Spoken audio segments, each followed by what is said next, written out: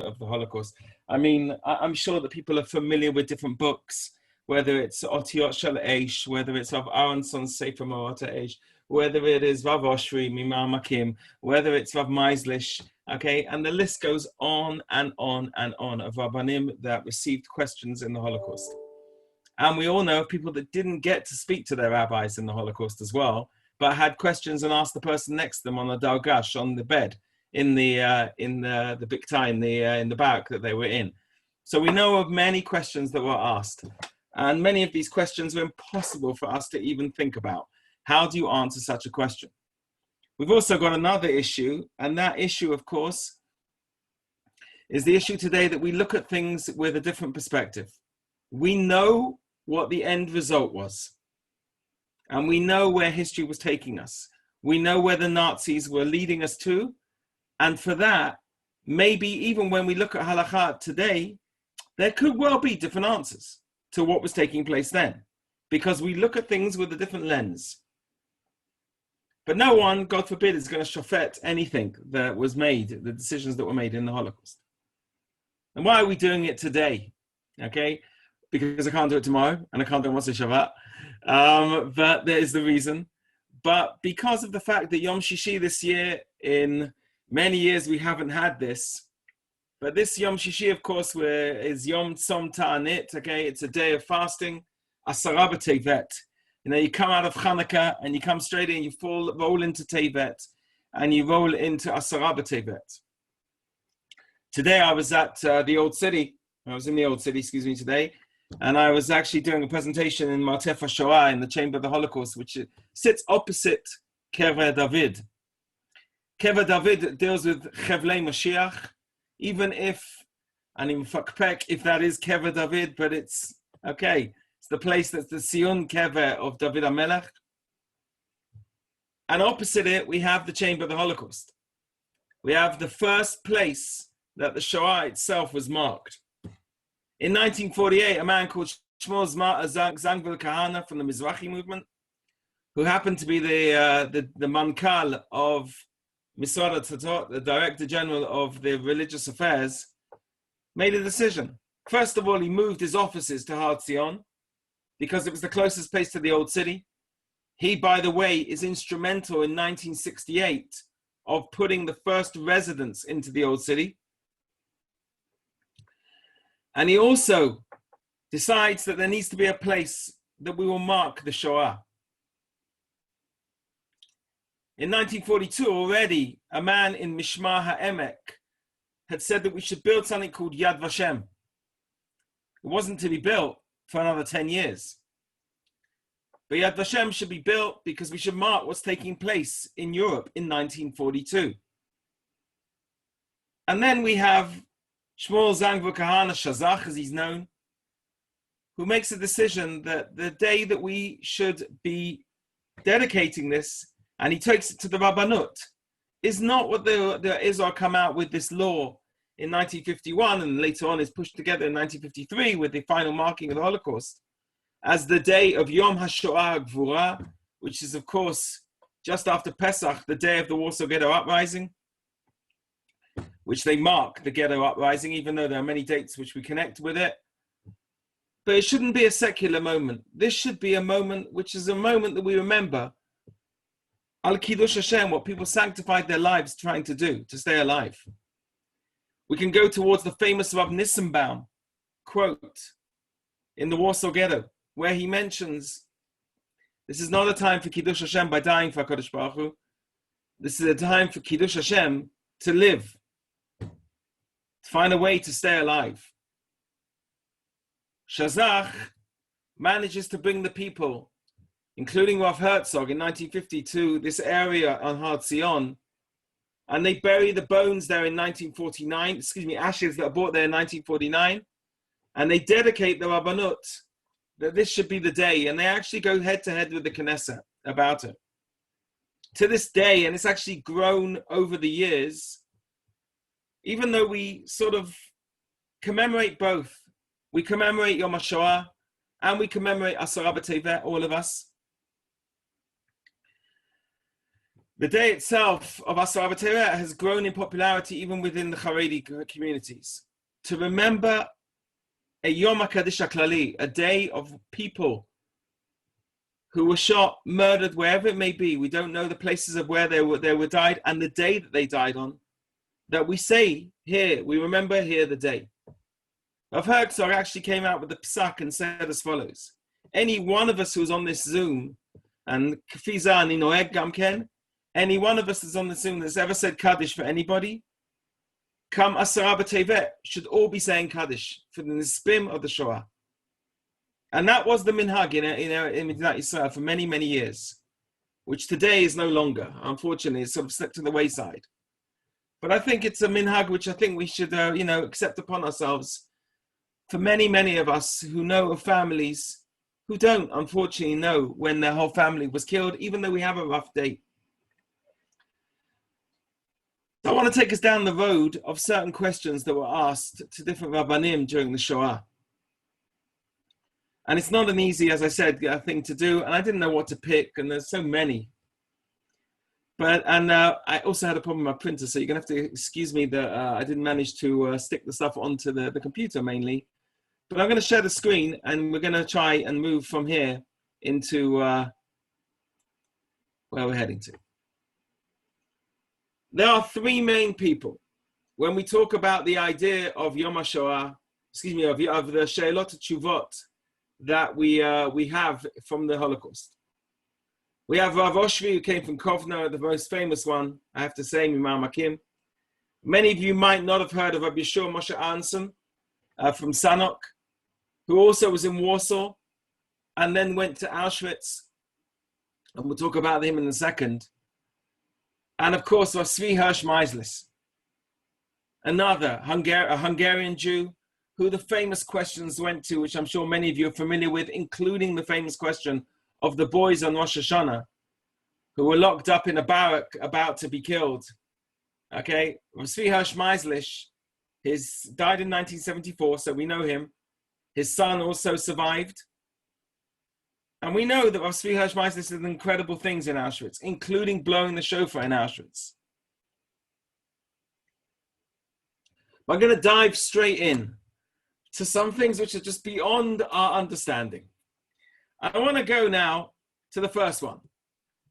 This is the first slide. Oh, I don't know why it's not moving. We'll try again. Okay, I'll have to do it manually. Excuse me. Not sure why. Which took place in Auschwitz, in Buna Auschwitz. A Beit Din that Rabbi Yeshua Moshe Aronson held. And it's a crazy story of what took place in Buna Monowitz. 1944, thousands of Hungarian Jews begin to arrive in Auschwitz. Among them are many distinguished rabbis, including Rav Aronson, who noticed one special Jew who'd come from Hungary. Now remember, Rav Aronson's already there. And this is one of those things that you need to think about when you talk about the idea of the Holocaust itself. Polish Jews have been stuck in this since 1939. Come 1944, in walk a group of people who haven't even heard of Auschwitz. In walk a group of people who look well dressed. In walk a group of people who haven't been beaten, haven't suffered terribly. Many of them haven't even experienced the ghetto, apart from a few days here and there. Of course, the famous ones around Munkach, the brick factories, before being put on the trains, they were told they were going to go and work in vineyards, and many of the people clapped. They were so excited about going to work in vineyards. But they were led on trains to Auschwitz. And I can only just try and imagine the scene, what it meant for these Polish Jews to see these well-fed Jews walk in the spring of 1944, in Shavuot of 1944. It's an incredible thing. And I speak to, of course, today when we deal with Holocaust survivors, so many of those stories are coming from Hungarian Jews, less so from Polish Jews. Not all the Poles survived this terrible decree that was put on them in 1939. Many of the Hungarians, thank God, did. In 1944, as we said, these Hungarian Jews walked in. Rav Aronson noticed one special Jew. His name was Rabbi Yisrael Ephraim Fischer-Roth, who was meticulous in his mitzvah observance. So Rav Roth also managed to care for his two young sons, you can see, but the grueling labor, okay, caused him, I think, terrible pain. I want to tell you what Rav Aronson writes now, and even though you don't have it in front of you, I'm sorry, okay, this is what he says. He says as follows, Nasiti l'shachnei et harav, okay, I tried to persuade to the Rav, שאנחנו במחנה השמדה, we're in a death camp. וניסיתי לשכנע, okay, I would try to persuade him that unfortunately his wife and his kids were not alive any longer, those that had not come with him to Bunamonovitz. Harav lo natan emun b'dvarai, he didn't agree with what I was about to say. He said, Ada Rabba, even more so, v'yichaches alai ki'ilu ani apikoros. Talking about Rav Aronson here, the Rav of Sanok, the Rav was asked hundreds of questions in the Warsaw Ghetto. And he was furious with him that he could even come up with some idea like this. Rav Aronson, though, looked at him and saw that this man was not going to survive here in Bunamonovitz. He said as follows, V'chad nigash alai harav, this is the Rav Roth, כשכולו מצומק, רגליו נפוחות, וכל כולו פצע וחבורה. He'd been beaten, his legs were swollen, והוא אומר בלחש, שהוא מרגיש שכוחתו הולכים, that he believes that he's not going to be able to survive, he's too weak, and he's worried about his kids. He says, can you help me?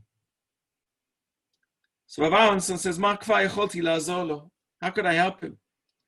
בקושי גררתי את שתי רגליי הנפוחות, רק במאמץ רב הצלחתי לטפס עד הרגשי.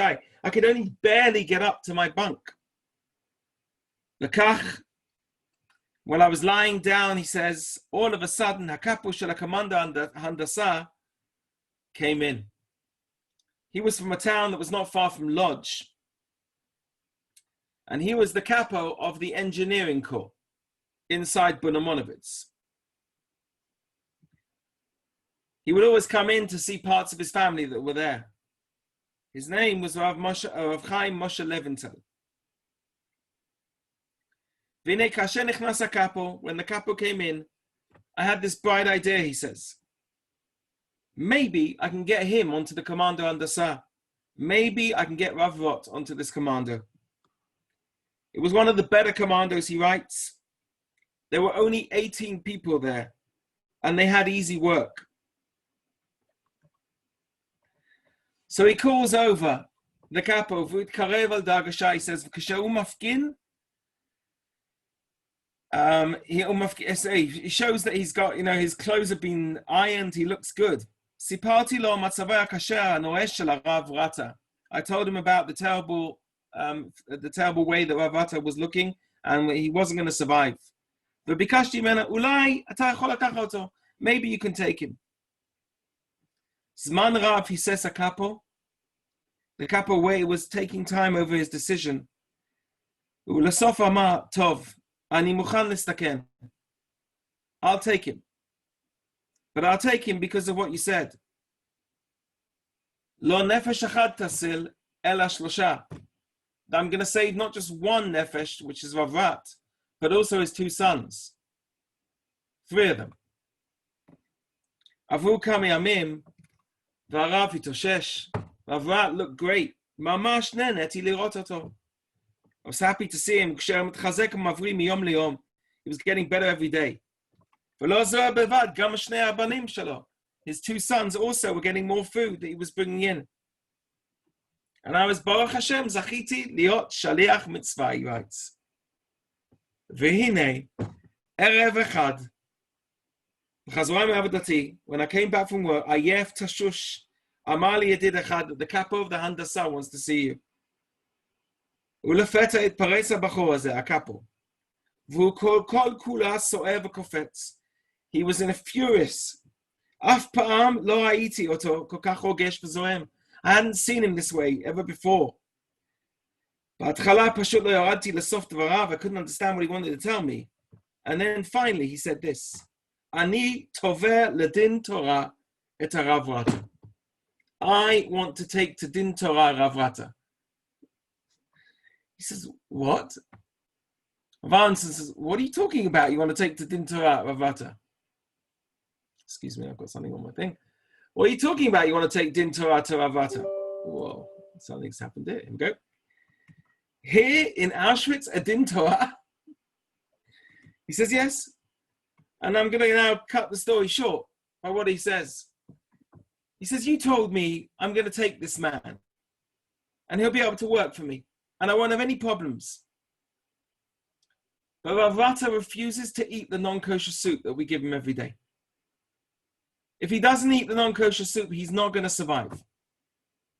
And then it's going to look terrible on me. I'll lose my job. I may even be sent to places that we all know that people were sent to. I want to take him to Din Torah. I tried to persuade him against it. Finally, I had to have a Din Torah in Auschwitz. Rav Rata describes the Bet Din that he set up in Auschwitz, in Buna Monovitz.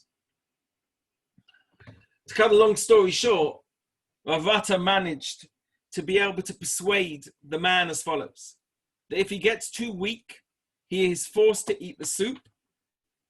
And he persuaded the capo that he shouldn't force him to eat the soup if he was able to survive. Rav Rata did survive Buna Monovitz.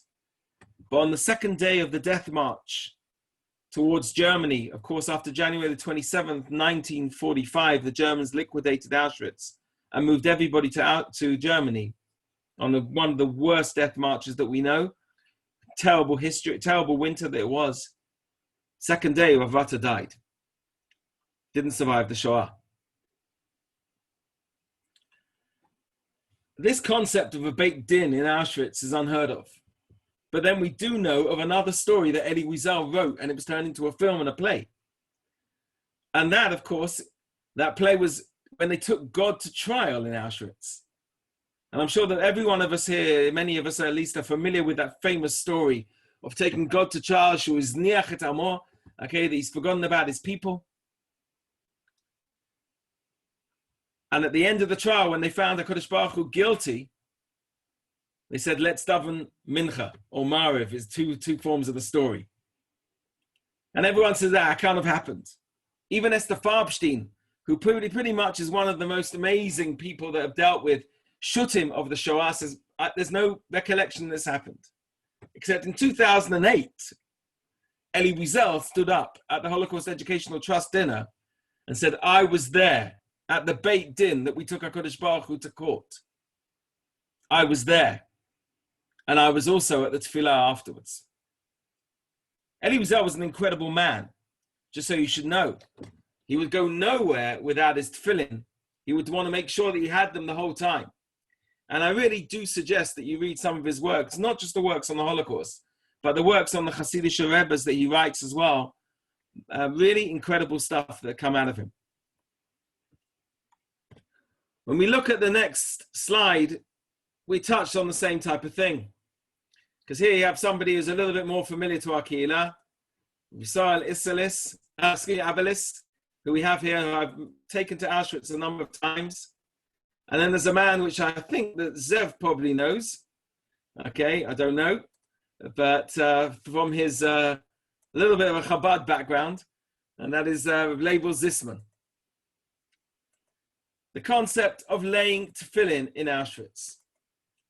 So unfortunately, because of the fact that we made a film and called Ve'emunat Chabad Elot JRoots, the organization I'm in charge of, and it's not on YouTube, but it's on Vimeo. You can't use Vimeo on Google Slides. So forgive me that I was unable to show just some of the footage. But as you can see, Moshe Avelis' father here, who's sitting on the left, describes his journey to Auschwitz. He talks about the idea that they made Kiddush on the train. And again, another book that you want to read. Israel Abelis' book. Talks about the idea they made Kiddush on the train. And then he talks about the idea of getting off the train. And the one thing that he wanted to hold on to was his tefillin. Label Zisman, on the other hand, as you can see here on the right-hand side of the picture, did survive the Holocaust as well. And he tells us the story. He was in Dachau with his brother called Berish. Berish was 15 and Label was 13 and a half. When Berish was about to be shipped out to Auschwitz, when Label was about to be shipped out to Auschwitz, Berish came to the window of the barrack that they were in, of the boys that were about to be taken. And he handed him his tefillin. His tefillin were very, very small. Label Zisman was very fortunate because one of the things that Label and Berish's father had made sure that had taken place beforehand was that he'd bought them 2 pairs of leather boots. And these boots were high boots, not high up to the knees, but like beyond the ankle. The tefillin he had was so small that Label was able to put them into the back of his boot.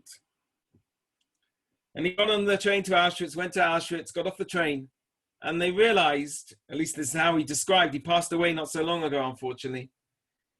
He describes how he was able to understand that he was going to the gas chambers. He describes that he got the people, the boys that were with him there, to sing the Ani Ma'amin. It's mad. On the way to the gas chambers. But they didn't go to the gas chambers. They were sent to the showers. And then he realized that everything was about to be taken. Label, who was 13 at the time, who the other boys around were looking at. And he's one of the boys as well that are connected to Simchat Torah's story. And we have interviewed many of them in the gas chambers. I'm not going to go through that story now. But Label describes that he persuaded the boys around him to start a fight inside the area where they were undressing. Everyone knew you kept your shoes and you kept your belt, at least to the end of the shower. Not always were your shoes changed as well, if you were lucky enough. And Label had worked out that maybe he could, somehow he could save some of his possessions. He emptied all his pockets. But the Nazis came to break up the fight and then just pushed the boys into the shower, and he was able to walk in there with his boots on, with a tefillin there. Label gets into the barrack and he's able to lay tefillin, and he's able to give to many people the tefillin to lay every single day. We have questions that are asked to the rabbis all the time. Whether to Rav Oshri, Rav Aronson, Rav Meislish, and the list goes on and on and on. What am I to do? Should I lay tefillin here? If it's dark, what should I do? Should I misaken in my life? Should I engage in my life in order to put on tefillin? And that, by the way, goes to other things as well. In the Kovno ghetto and in the Warsaw ghetto and in many other places, we have the same question that's asked. And it's mad because we're just thinking about Corona today. Should we misaken et chayenu, our lives, to be able to daven in a minyan? To be able to go to a shul that was still functioning in various different places, even though they were underground? And of course, the answer was no. Those who do, Ra'uri l'shevach, he said, you should be, you're praiseworthy. But most of the answers were no, you shouldn't need to. Tefillin was a different story. Tefillin shel rosh, tefillin shel yad, just putting one of them on. And we have various different answers here from one to the other.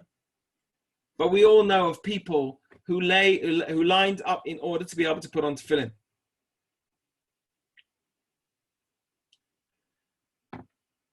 Label describes himself putting on tefillin, and there are many other people who talk about this as the concept of one of the things that kept them going, the idea of tefillin. We come to another story now of parshiot of the Torah, klafim of the Torah that are totally destroyed.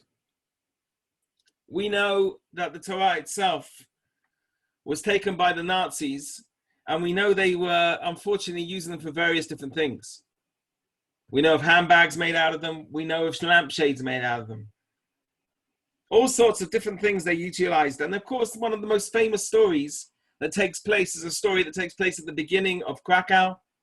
The axia of Krakow of opening up the Sifrei Torah and making the Jews run over them. But I want to tell you a different story that takes place, which is a little less known. And a shaila that comes to Rav Goshri as well at the time. It's the 4th of El Tafshin Aleph, the 27th of August, 1941.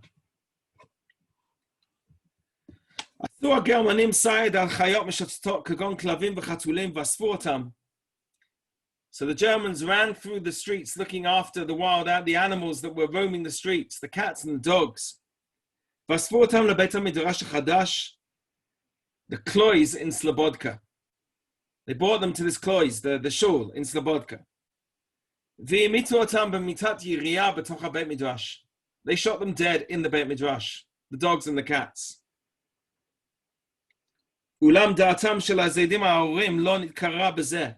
That wasn't enough for the Nazis.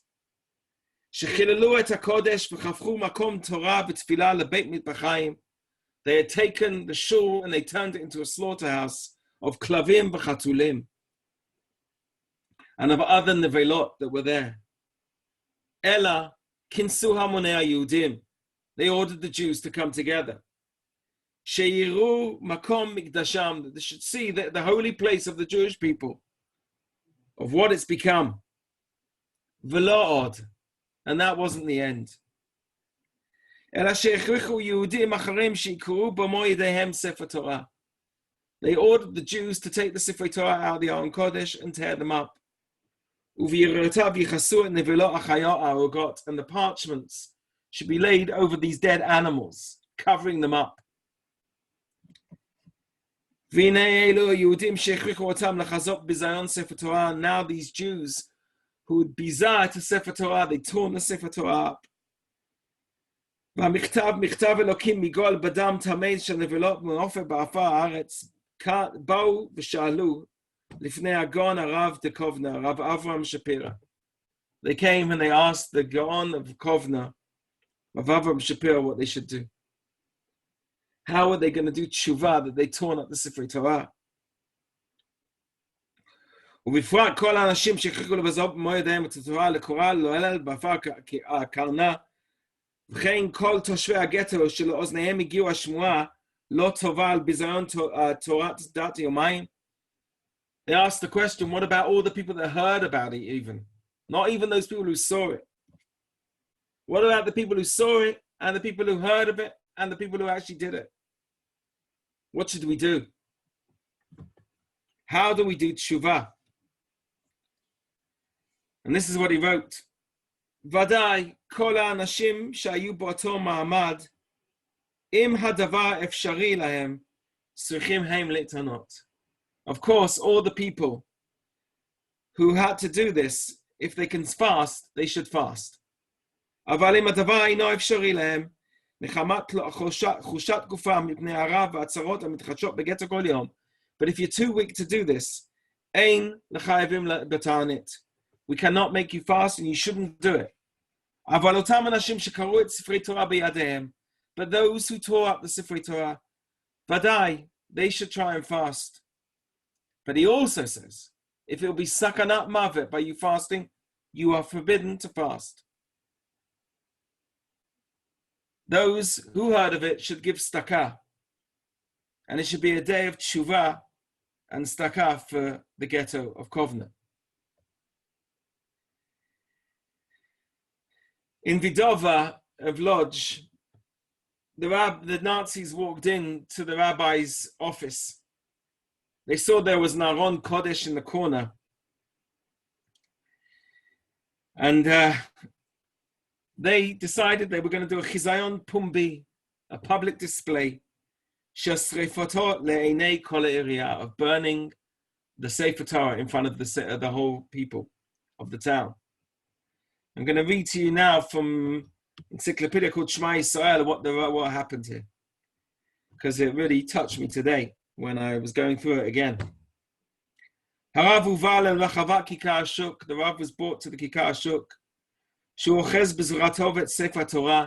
when he was holding the Sefer Torah in his hands, and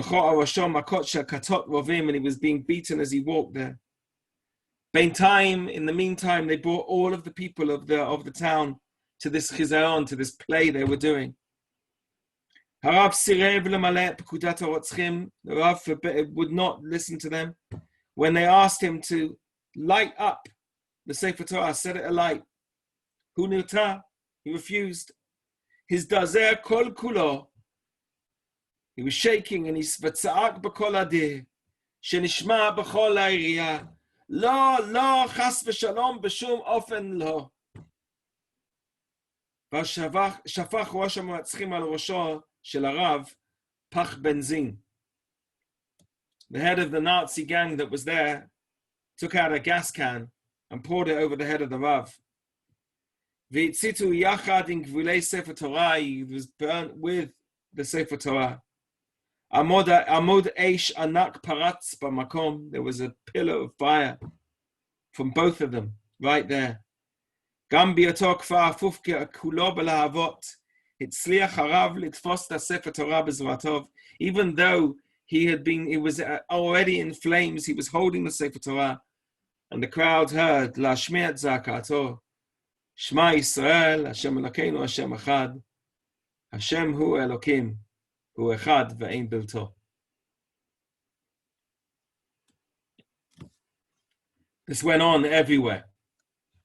What they could do to the bizayon of the Sifrei Torah. If we move on to other things now, the hiding places in the ghetto, we get to the famous questions that are asked here. And for us who are listening, and for us who know these questions, for us who maybe have forgotten them and they come back, they're very tough for us to deal with. One of the questions was asked to Rav Efrati in the Warsaw Ghetto.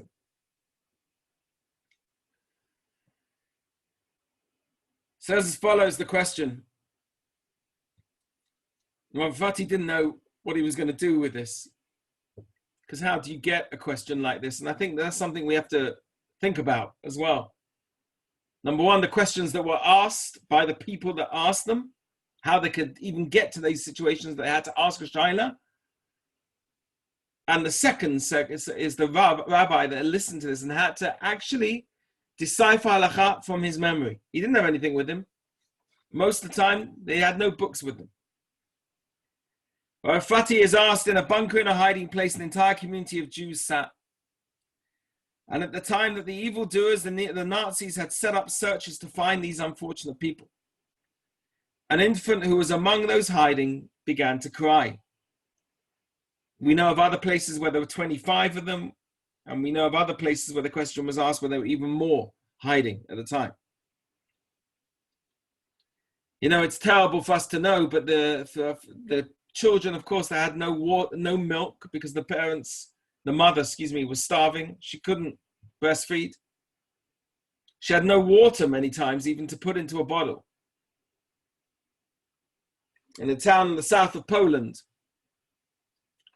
we know of another story where the people urinated into the bottle in order to give it to the baby. At least the baby would feel something wet, just to be able to stop him crying.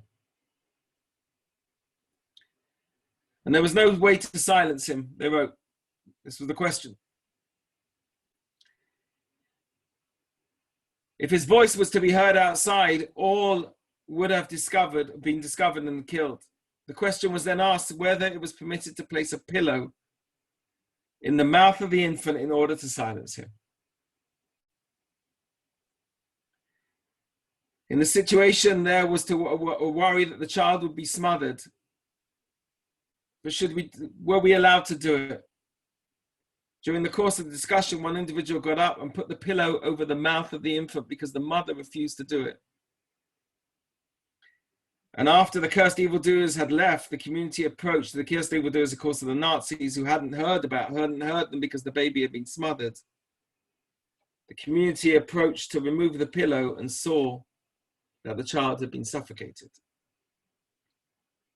The question was brought to Rav Efrati whether it had been permitted to place the pillow in order to save the rest of the people, or if there was no justification for this, and the man who had done so, even by accident, was required to repent because of what he'd done. I think tshuva is anyway required. What was the halakha here? And incredibly, the halakha, and brought down by Rav Oshri later on as well in the same question that he's asked, and by other people, is that the baby is din rodef. The baby has a din of somebody who is prepared to give up another Jew to be killed. And therefore he has a din rodef on him. Just like Rav Oshri answered, Rav Efrati answered, the same answer was given by Rav Oshri and many others. It was a correct thing to do. To save 25, 50 people, whatever it may be. It was mutar lefi halacha to kill the baby.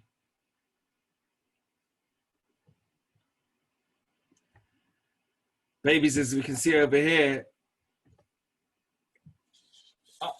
lots of questions are asked about children. And we know from different ghettos of discussions that are taking place about the kids, whether it be in Shavli, in Lithuania. And of the 111 questions that presented in the books of Rav Oshri, 62 that were asked during the Nazi occupation, many of them are dealing with children. Many of them he's being asked. And one of those, of course, is connected to this story here. Performing a cesarean section on a dead woman. I hope there are no kids that are watching this. I don't know. I'm sorry if there are. And on the 20th of ER 5702, he was asked this question.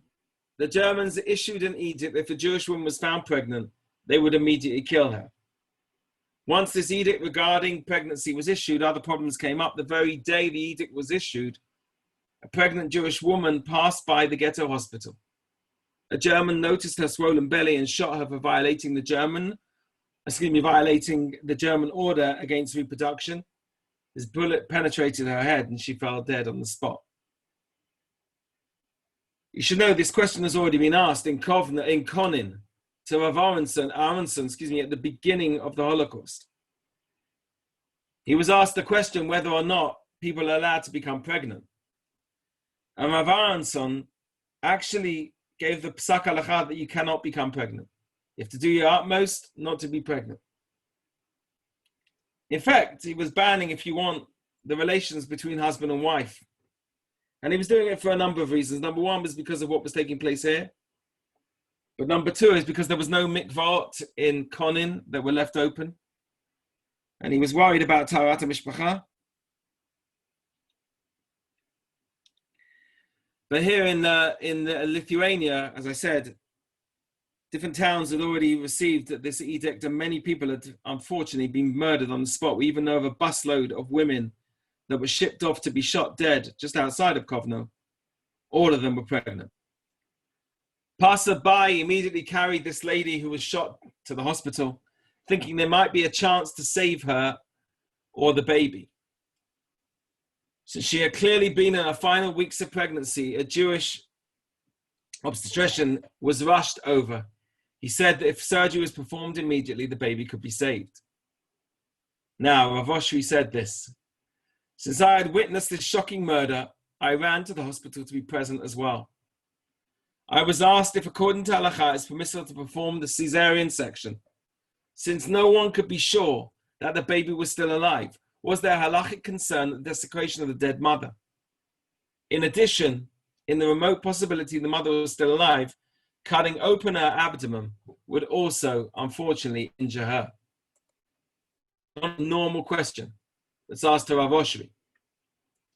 He's there, standing there, watching what's going on. And this is the tshuva of Rav Oshri. He says as follows. His response. It was clear to me that when the doctor who knows his medicine rushes to operate minutes after a woman's death, declaring the baby can be saved, you need to listen to the doctor. He knows best. When saving a life is involved, we're not concerned with the desecration of the dead. In this case, the mother would be overjoyed, even if it meant that we desecrated her body, but the life was spared. I therefore ruled according to the idea of Misha Metzil Nefesh Echad MiYisrael. A person who saves a single Jewish life is credited with saving the entire world. The baby was alive, miraculously. But here comes the twist. The cruel murderers were typical mad German. If you want, they were worked according to the clock. They knew everything that was going on. They kept records of living and dead. They'd also probably seen the woman being carried to the hospital, entered the hospital to record the name of the woman they had murdered in the book of dead.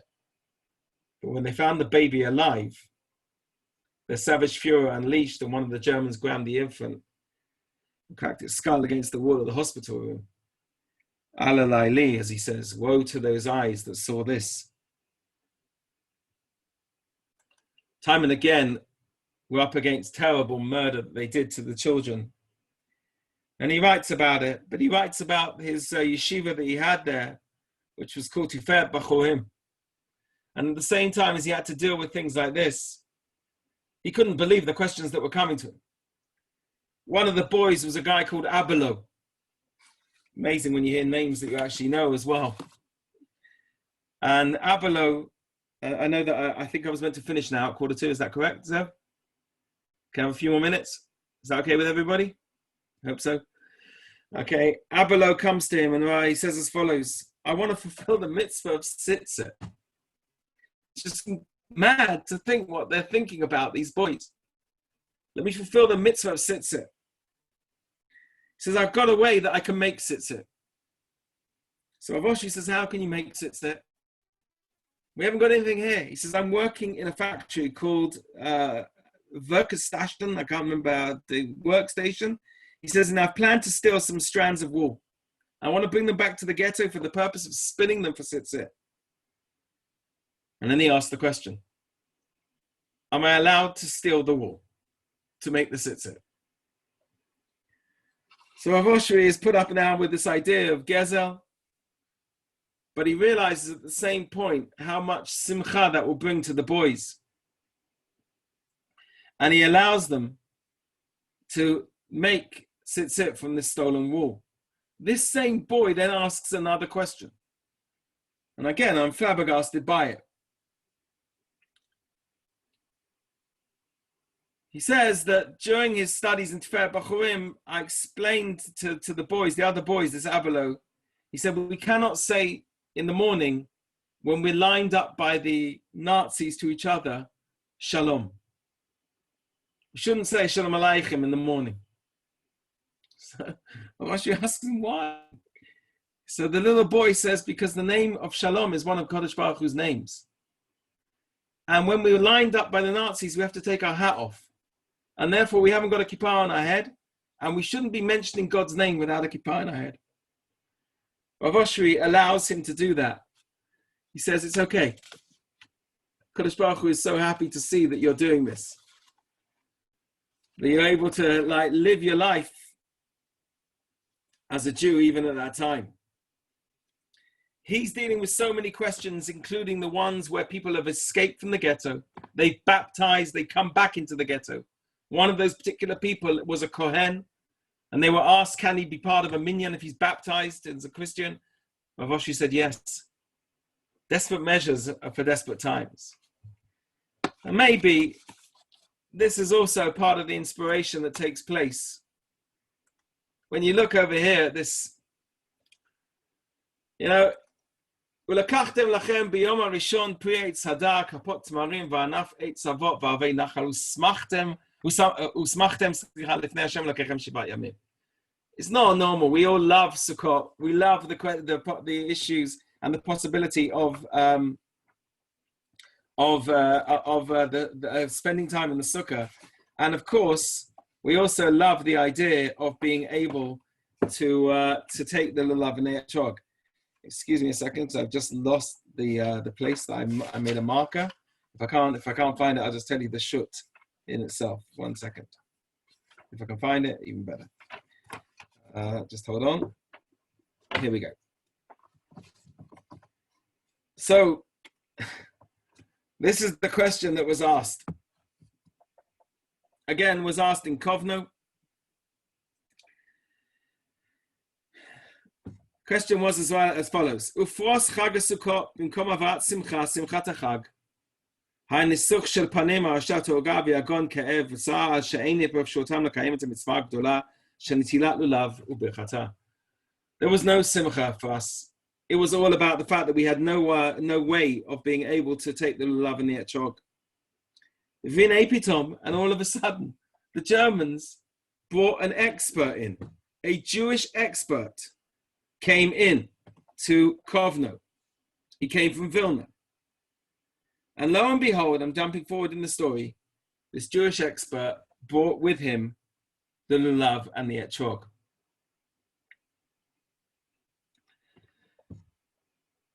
How they got it is another question.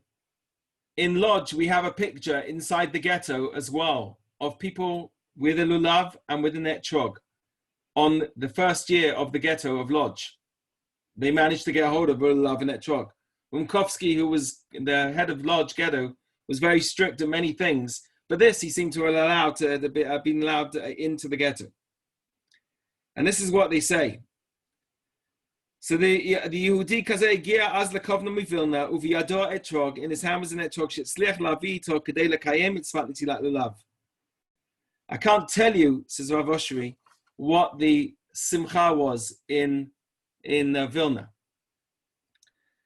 Ulam, however, ki b'oto hashana chala yom rishon shel Sukkot b'yom HaShabbat. Sukkot fell on that day on Shabbat, the first day, and therefore we have no mitzvah. It's a mitzvah d'Rabbanan rather than the mitzvah d'Oraita of taking love on this day. And of course, we don't notel love on Shabbat in the years that it falls on Shabbat. Ulefi sava germanim mutal haya lemumcha, היהודי הזה, עוד במוצאי שבת זה, לעזוב ולשוב לווילנה. He had a pass in Kovno just till Motzei Shabbat, and then he had to leave. We take it Bayom, the lulav. Uchshenoda davar liyudei ghetto Kovna, when they found out this idea that he wasn't going to be there for Sunday, when they could take the lulav and etrog, and take the mitzvah gdola shel netilat lulav, gadal sa'aram biyoter. Okay, they were so upset because they weren't able to lekayem et mitzvah. Va'az nitorah hasheila.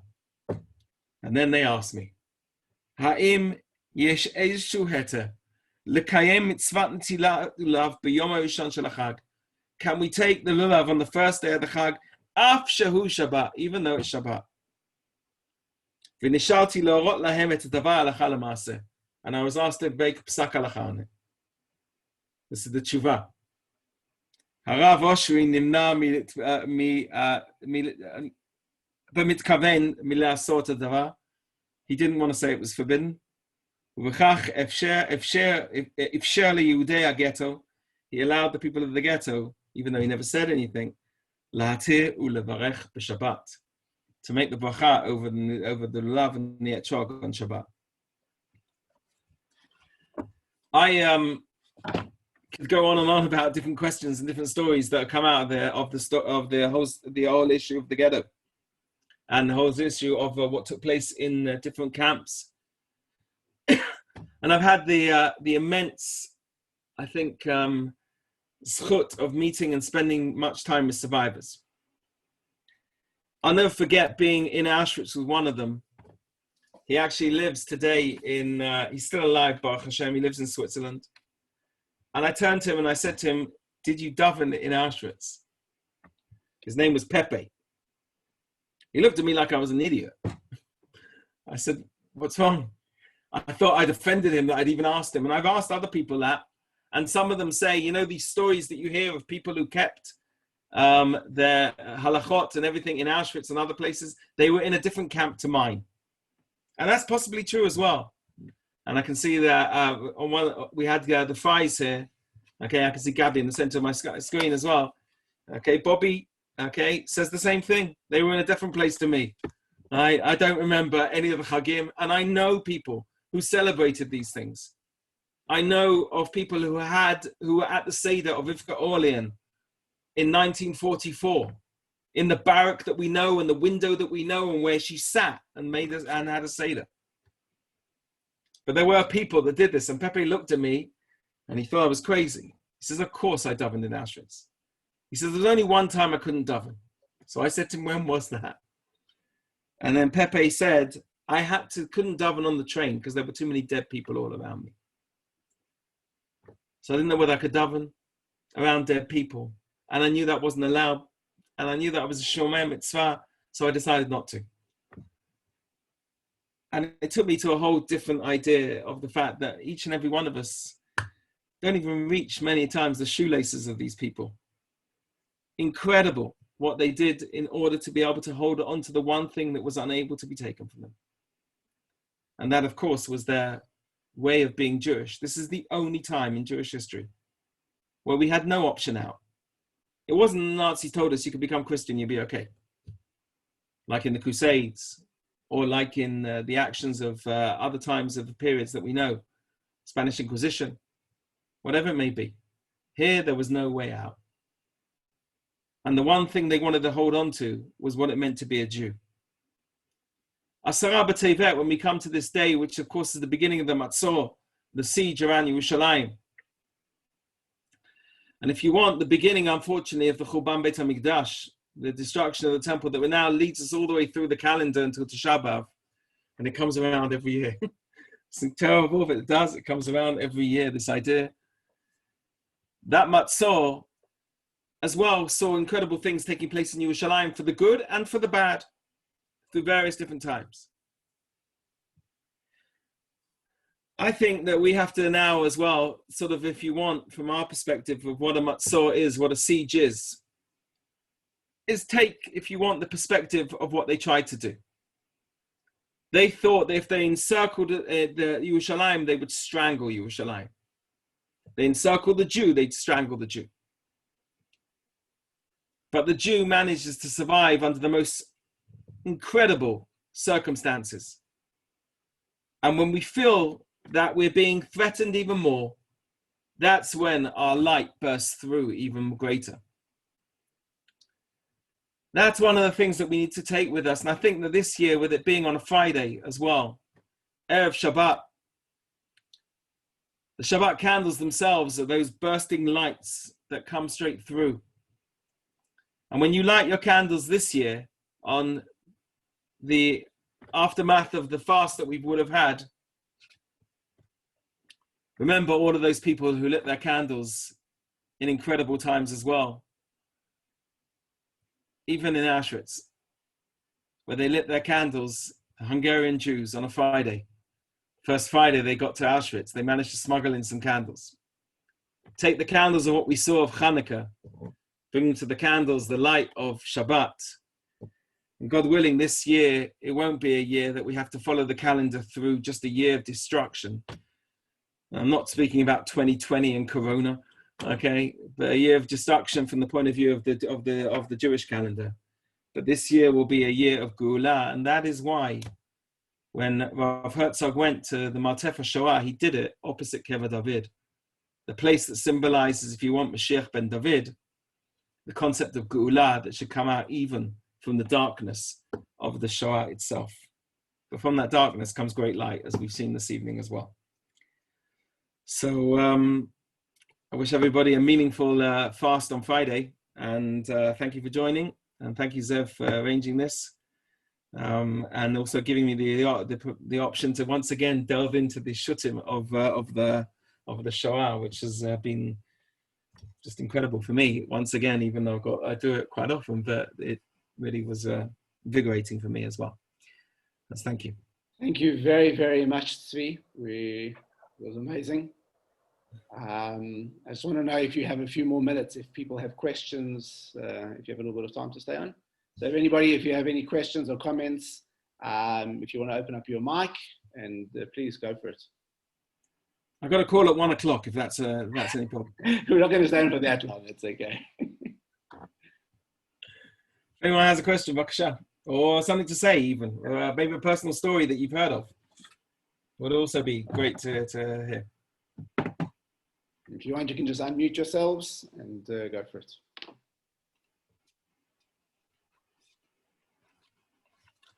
And if not, then I missed the beginning, so I hope so. You missed it. I'm sorry. I have a good excuse. Anyway, Zev, if you post that, I would really love to hear the beginning. For sure. I'll post a little bit later on. Not a problem. Okay, awesome. Well, maybe I thought, there's an incredible question that was also asked after the Holocaust. I just to Rav Moshe Siegel, I think he asked it. He asked it to Rav Oshri as well. And I think this is also something when we come to our Sabbath we should remember as well. He asked the question if you're allowed to say Kaddish over a Chassid or Chassidah or Chassid Umot Ha'olam. Can you say Kaddish over somebody who saved Jews, a non-Jewish, a righteous person? Which, again, is a strange question because we don't know of it anywhere. But Rav Oshri says, of course, Kaddish is a praise to HaKadosh Baruch Hu, and it should be said. Okay, he then writes, when Rav Natan of Babylonia was appointed the Rosh HaGolah, they used the phrase of Kaddish, B'chayechon u'v'yomechon, and then it said, U'v'chayei Rav Natan ha'ma'or HaGolah. Okay, so he says, absolutely, you should be saying Kaddish over these people that saved Jews as well, if you can. And we have done that, by the way, in one of the places just there. It just reminded me of something as well. Did Rav Oshri manage to record any of this during the Holocaust, or it was all done? Rav Oshri wrote everything after the Holocaust from memory. Okay, in 4 volumes of Mimar Makim. Rav Aronson was able to hide some of his stuff and was also able to bribe a communist to take some of his stuff, and we managed to regather them afterwards. Rav Meislish, okay, survived the Holocaust and wrote everything again for us. Maybe we'll just, there's one last one that I was going to speak about, and then we'll end off with this. And if any questions again, for some of us who may have, no, you know what, forget that. But the possibility, they was asked a question in 1942 of people who have been beaten up. And what do you do if you're being beaten up and you've got no teeth left? Your teeth have been smashed out. I know of a person whose teeth were smashed out on the first day he arrived to Auschwitz. First night, all his teeth were smashed. So he had no teeth on the first night of Auschwitz. A man called Jack Oren, or Yaakov Oren was his name. So he says as follows, he says, what do? I can't bite the matzah, can't do it. And so he was asked the question if they're able to be, are we able to take the matzah, soak it in water so that I can just swallow it at the time? And of course, Rav Oshri gave the permission to be able to do that. And I think part of the gadlut of everything that was taking place here was the possibility to have that ofek machshava, that complete wide lens of understanding. What's mostly important here is that people feel they've got some way of connecting, some way of the chibur, some way of being able to hold on to something. And that's the real importance here of anything else. The halacha, the diktukei halacha, this, that, whatever, let's put it to the side. Let's do our best to hold on to people. And today I did a session for Tzoha for their non-Jewish donors in Hong Kong. And so I did this session today, and I was thinking the same thing. We've got so many Jews, not non-Jews, but so many Jews who are out there that really are so disconnected, have nothing to do with it, with Judaism, and they even to the point where many of them feel, I would say, on the anti. Give them something to hold on to. It doesn't matter what. Leave the diktukei halacha, this, that, whatever it may be. It's got to be something which will bring some simcha into their life, some happiness into their life through what they do. If they want to, there's all sorts of things that I could go down the road and speak about. But I think that's very important for all of us that are in the workplace. And I know that so many of you I can see here on the Zoom who work in different companies where you've inspired people who around you who are not exactly Shomer Mitzvot. Give them something to hold on to. That's all. Let's make the Jewish people one people, and a better place for us all to live. So have a wonderful evening, everybody, and good to see you all. Thank you. Thank you very, very much, Tzvi. I most appreciate it. Thank you very much. Thank you. Shakov Tzvi. בבקשה. סליחה שזה היה באנגלית, אבל יש לי כל התשובות בעברית.